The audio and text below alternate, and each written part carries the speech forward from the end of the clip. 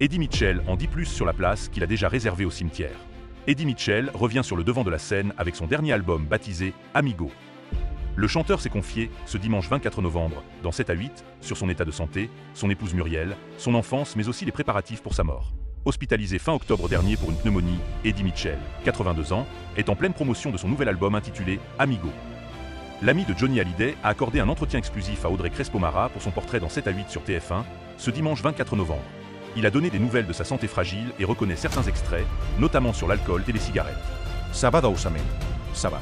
J'ai fait une pneumonie, a rappelé celui qui fume depuis l'âge de 14 ans. Sur l'arrêt de la cigarette, il a confié. Ils disent qu'il ne faut pas fumer, qu'il ne faut pas boire, qu'il ne faut pas manger gras. Enfin qu'il ne faut rien foutre quoi. Voilà un mois donc qu'il a réussi à dire adieu à cette habitude ancrée en lui depuis presque 70 ans. Ce n'était d'ailleurs pas la seule addiction de l'artiste puisqu'il a avoué qu'il buvait 1 à 2 bouteilles de whisky par jour, non pas par plaisir mais par manie, comme il a avoué.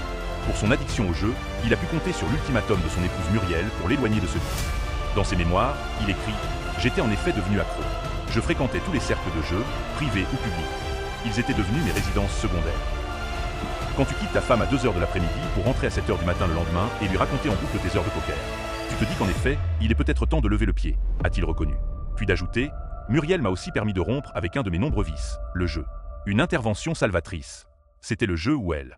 J'ai mis un peu de temps pour me débarrasser de cette addiction, puis je l'ai fait de façon radicale. C'est bien d'avoir la paix, outre ses addictions et son choix de ne plus voter. Eddie Mitchell a aussi parlé de sa place dans un cimetière de Saint-Tropez qu'il a déjà réservé. En 2015 déjà, il a fait confier aux Parisiens. Je ne voulais pas être enterré. Je voulais me faire carboniser. Mais mes enfants veulent se recueillir sur une tombe. Donc j'ai dit, ok, alors ce sera ici.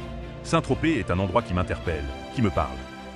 Vous avez réservé un caveau au cimetière de Saint-Tropez, face à la mer, lui a rappelé Audrey Crespo-Mara. Eddie Mitchell a alors confié. Oui, c'est un cimetière qui est très joli. J'ai pas mal de copains qui sont enterrés là-bas. On pourra se causer. Et de dévoiler son épitaphe. Ne pas déranger. C'est bien d'avoir la paix.